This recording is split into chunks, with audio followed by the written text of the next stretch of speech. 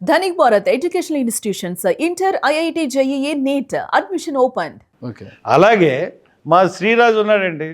శ్రీరాజు అక్కడ కొనుక్కున్నాడు.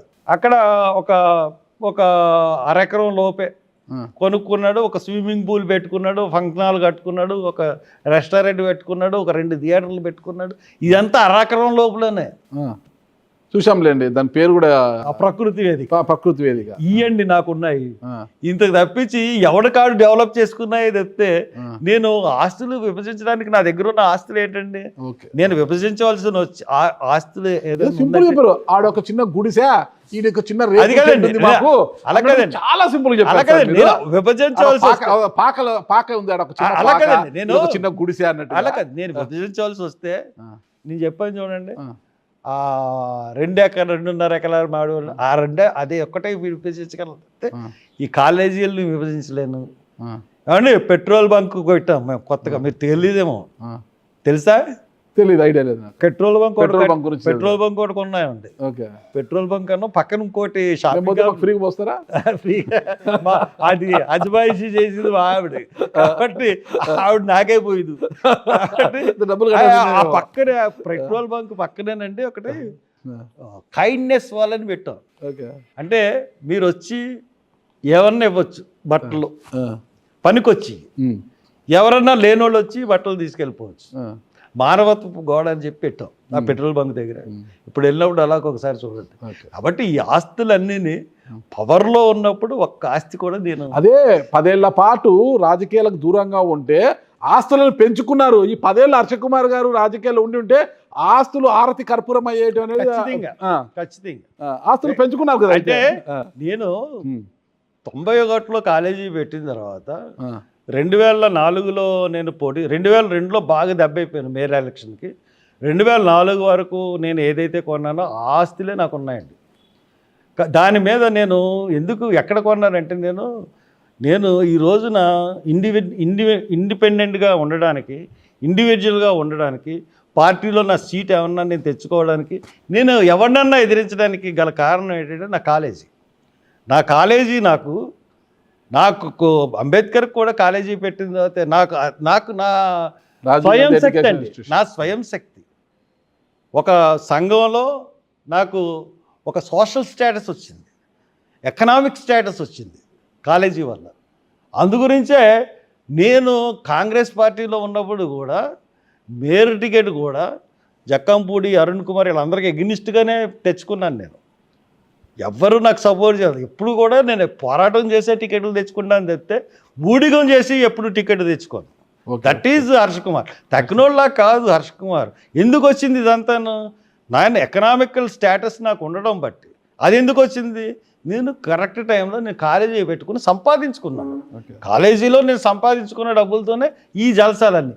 ఎప్పుడైతే 2014 జలసాలు చేస్తున్నారు బాగా కాదు కానీ నిజంగానే చెప్తున్నా. 2014లో అంటే నేను 2014లో పాలిటిక్స్ అయిపోయిన తర్వాత 224 10 సంవత్సరాలు పాలిటిక్స్ అయిపోలే, 10 సంవత్సరాలు దూరం పెట్టారు. కాదు కానీ 2014 నుంచి 24 వరకు 10 సంవత్సరాలు నేను హ్యాపీగా ఈ రోజున ఈ సెంట్రల్లో చంద్రబాబు నాయుడు 2 కోట్ల పైన బాకీ నాకు.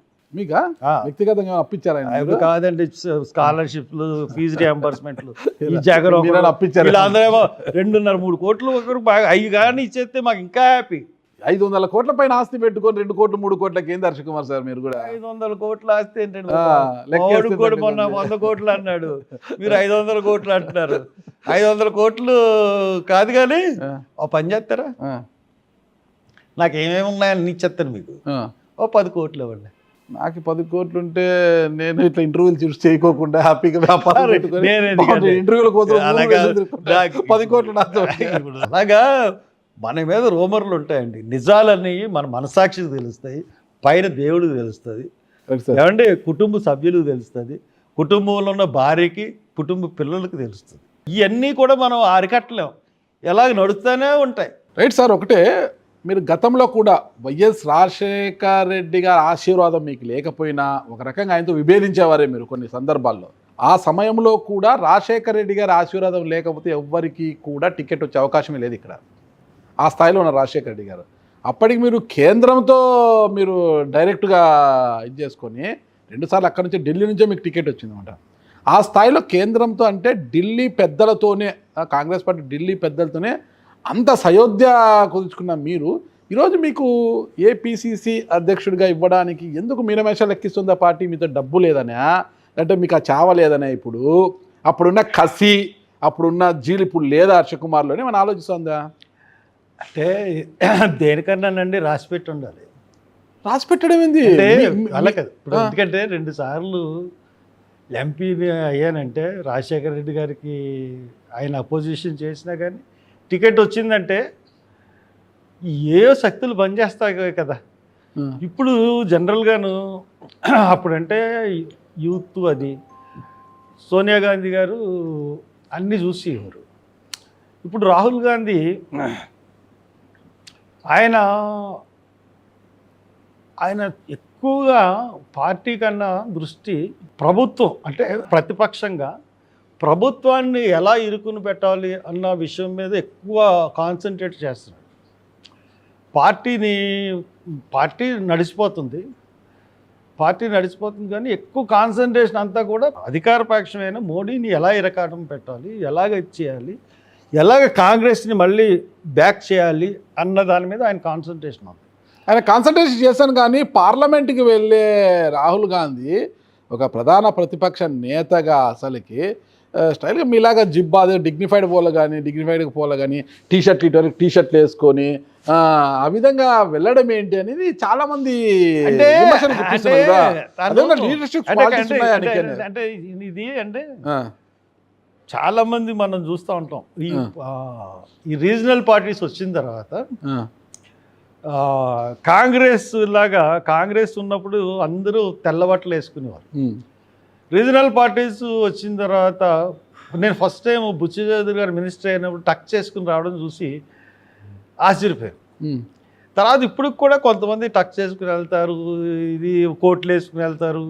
అంటే మన కల్చర్ అంతా మారిపోతూ ఉంది. ఖద్దర్ నుంచి మామూలు డ్రెస్ నుంచి ఆ మార్పులో భాగంగా ఈ రాహుల్ గాంధీ లాంటి కుర్రోడైనా కొద్దిగా మా తరంతో తర్వాత తరం కాబట్టి కొంచెం అందరూ కొంచెం అంటే కుర్రోడు కాదు కానీ కొంచెం చిన్నోడే కదా మాకన్నా, మా తర్వాత తరం కాబట్టి ఆ ఉద్దేశంలో ఆయన అటువంటి ఆయనకి ఇష్టం కూడా. టీషర్ట్ పాదయాత్ర చేసినప్పుడు కూడా జగన్ గారు కుర్రోడా? జగన్ కూడా కుర్రోడే చెప్పాలంటే. కూడా ఎంత డిగ్నిఫైడ్ వేసుకుంటాడు కదా డ్రెస్ అయినా. జగన్ కూడా అంటే జగన్ డ్రెస్సింగ్ ఎలా ఉంటుంది అంటే వాళ్ళ నాన్నగారు పంచి కట్టి రాజశేఖర రెడ్డి గారు ఇక్కడ దాకా ఇదే వేసుకుని ఇక్కడికి మడతెట్టేవాడు. ఈ మడత రాజశేఖర రెడ్డి గారిని చూసే నేర్చుకున్నాను. ఇక్కడ దాకా మడత పెట్టడం. జగన్ కూడా ఇక్కడ దాకా మడత పెట్టడం. అది ఆ స్టైల్ జగన్కి కరెక్ట్గా సూట్ అయింది. లోకేష్ గారు యూతే ఈరోజు డ్రెస్ కోడ్ బాగా మెయింటైన్ చేస్తాడు. ఆయన లోకేష్ కూడా బాగానే డ్రెస్సింగ్ సెన్స్ ఉంది. రాహుల్ గాంధీ గారికి ఏంటంటే ఆయన పాదయాత్రలో కూడా t shirt it's most convenient dress అండి. బయట పాదయాత్రలో టీషర్టు లోయరు అది మోస్ట్ కన్వీనియంట్ ఓకోవచ్చు, కంఫర్ట్గా ఉంటుంది అతనికి. కానీ పార్లమెంట్ కదా, దానిపైన విమర్శలు వస్తున్నాయి కదా. ఇప్పుడు టీషర్ట్ వేసుకొని పోవడం ఏంటి, ఇటువంటి టీషర్ట్లు వేసుకొని కండాలు చెప్పుకొని పోవడం ఏంటి అని చాలామంది విమర్శిస్తున్నారు కదా. అంటే ఆయనకి అది ఇష్టం, ఇంకా మనం ఏమని చెప్పగలం. నాకు హర్షకుమార్ గారు మంచి జిబ్బాయస్, లాంగ్ జిబ్బాయస్, ఎంత స్టైల్గా హ్యాపీగా ఎంత డిగ్నిఫైడ్గా ఉన్నారు. ఆయనకి అది టీషర్ట్ బాగా ఇష్టం అనుకుంటండి. ఓకే, ఆయన టీషర్ట్ గురించి మనం పక్కన పెడితే లాస్ట్ ఇంటర్వ్యూలో సంవత్సరం తర్వాత రండి వాట్ ఈస్ హర్షకుమార్ అని చూపిస్తాను, మీరు నేనంటే ఏంటో మీకు తెలుస్తుంది అన్నారు. పీసీసీ నా ఇంటికి వస్తుంది అన్నారు కదా మీరు. 1 year అయిపోయి పీసీసీ వస్తుందని అనలేదు. మరి ఏమొచ్చింది? మీరు ఏమన్నారంటే నాతో అప్పుడు నేను చూస్తాను మీరు జగన్ దగ్గరికి వెళ్ళిపోతారు అని అన్నారు. అవును, వెళ్ళనండి నేను ఎట్టి పరిస్థితి. జగన్ దగ్గర మీరు వెళ్ళలేదా, రాణించుకోలేదా? మీరు ఏదనుకుంటే అన్ని విషయాలు మీకు తెలుసు కాబట్టి మీరు ఏదనుకుంటే. ఓకే, ఏంటి అసలుకి ఒకవేళ ఏ పార్టీ అయినా, కాంగ్రెస్ పార్టీ అయినా సరే, వైసీపీ దగ్గరికి వెళ్ళాలన్నా కూడా మీరు 2 టికెట్లు అడుగుతున్నారంట కదా. ఒక టికెట్ మీకు ఎంపీగా, ఒక టికెట్ చిన్న కుమారుడు సుందరికి ఒక టికెట్ కావాలని అడుగుతున్నారంట కదా. మా పెద్దోడు ఏం పాపం చేశాడు మరి? ఏందమ్మా ఇటీవల పెద్ద కుమారుని పక్కన పెట్టి చిన్న కుమారుని ప్రోత్సహిస్తున్నాడు హర్షకుమార్ గారు అనేది బయట వినిపిస్తుంది అనమాట. తప్పండి. అంటే అసలు ఆ థాట్ కానీ ఆ ఆలోచన కానీ ఏ పార్టీ దగ్గరికి వెళ్ళడం కానీ అడగడం కానీ అన్నది అసలు ఆ థాటే లేదు.